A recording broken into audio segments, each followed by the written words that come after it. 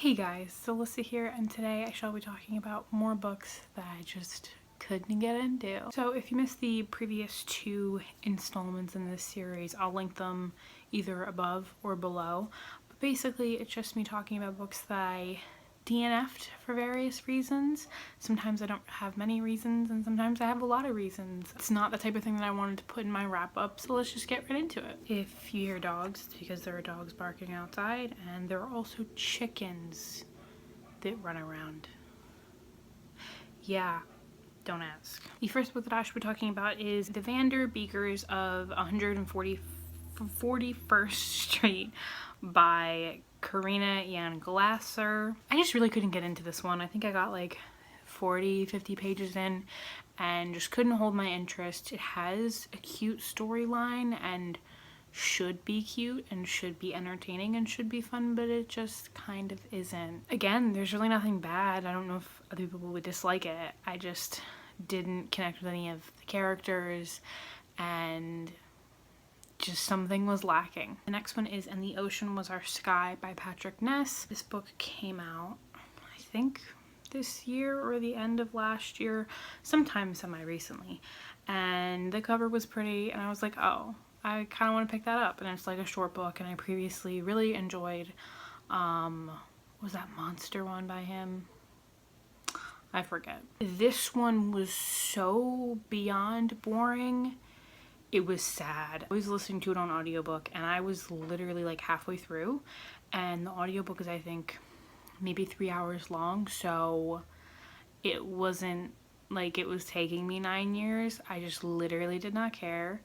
The storyline was just weird, uninteresting. It centers like around whales, and it sounds kind of cool and different, but it just fell really flat. The writing was boring, the plot was boring, the whale characters were boring. I just was falling asleep listening to it. The next one that I did not finish was A Tale of Two Murders, Guilt, Innocence, and the Execution of Edith Thompson by Laura Thompson. Is the author related to this person? Didn't know that. It's a book that I saw at my local library, and I saw the cover and the title kind of like drew me in, so I was like, hey, let's try it out. I also at the time got the audiobook through Scribd, and I was listening to it and reading it, and at first it starts off really interesting and really compelling. I wasn't very long into it, but it focuses a lot on what's happening in that time period and not so much the story. And I just feel like there was like a lot of this other building of like what the times were like and just not enough of this story. And it was a long book, and I'm just like, I don't think I want to read a long book that tells me a lot about, I think it's like the 1920s, I think. Yeah, 1920s, but I already know what the 1920s were like.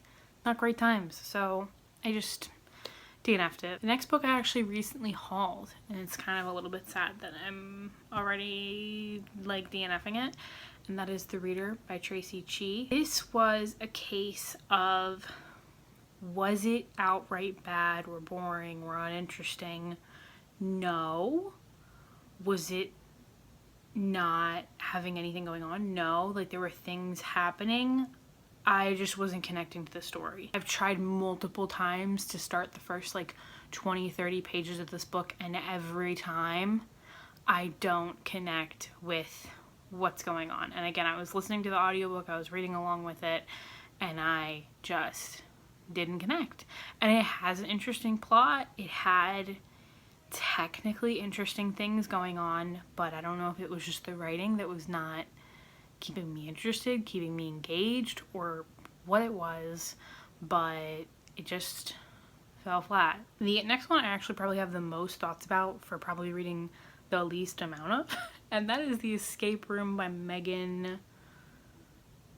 Ooh, who was this by? I'm gonna link a review by Starla down below. She does a really great job of talking about this book, and I loved watching her review because I could find out, you know, spoilers without having to read it, but she summarized like a lot of my thoughts. This was a thriller that I got through NetGalley, and it sounds really cool. It's called The Escape Room. It's about these 4 adults who are all part of like the same company that they work for, and they get stuck like escape room style in this elevator. It doesn't really focus on that.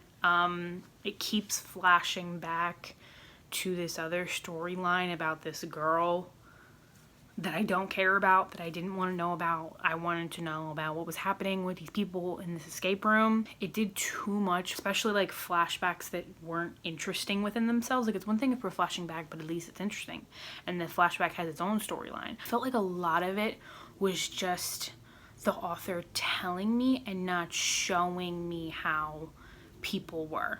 So the author did a lot of like over explaining with how terrible and greedy and like misogynistic a lot of like this environment is, without like giving me examples as to why it was that way. It was just like, yeah, it sucks because these men are like, you know, Wall Street guys, and you know, it's just not a good environment for women, and just like not arguing that, but like show me, tell me, give me examples, show me things, instead of just being like, this guy's bad and this guy's bad and just the bad environment. Like, that's not enough. It was really weird reading it because I'm like, okay, when are we gonna get to the point where like we start to understand these people, we start to understand what's going on, we start to either not understand what's going on, or like we shift or something. And there was just, I was getting nothing. I was just being told how I should feel about the book instead of actually feeling. The next one is probably the shortest amount that I've read in the book. Actually, this is definitely the shortest one that I DNF'd, and that was like a couple days ago, and that was I Let You Go by Claire McIntosh. Wow. The most boring beginning to a thriller I have ever tried to read. Like, I'm not just saying like, oh, it takes some build up, or oh, there's a little bit of this, but then it turns out to be interesting. Like, it sets up like a typical cop show would, which would be interesting to watch, but it's not interesting to read. It felt very much like a British mystery detective show without being a show. So it's like, oh, well, it might be slow going, but at least I'm just like sitting here watching it. But like having to pay attention and read it was very hard, and I didn't like it. The very last book that I actually was talking about is a book that I actually talked about in a recent video, which I will link because you should watch it. And that is Princess Jellyfish. I really didn't like this. I talk about my thoughts a lot in that video where I read manga for a weekend. I'm gonna link it because I'm really proud of that video. I'm really proud of my summary of my thoughts at the end. I'm just really proud of that video. I'm just really proud of it. You should go and watch it if you haven't yet, because I'm really proud of it. Glad to know I'm not the only one. Come to find out from other people, a lot of people don't like it as well. So those are all of my thoughts on these books. This video wasn't very long because I didn't have any like juicy details to say. Mostly just that these books were boring and I'm not gonna read them. First I was like, oh, should I wait till I have like books that I have like juicy thoughts about? But then I'm like, no, I think it's interesting for me to talk about books that just were boring, because that happens to me a lot. It happens to me so much, and it's happened so much throughout my whole reading journey, where I'm just bored and I don't want to finish something.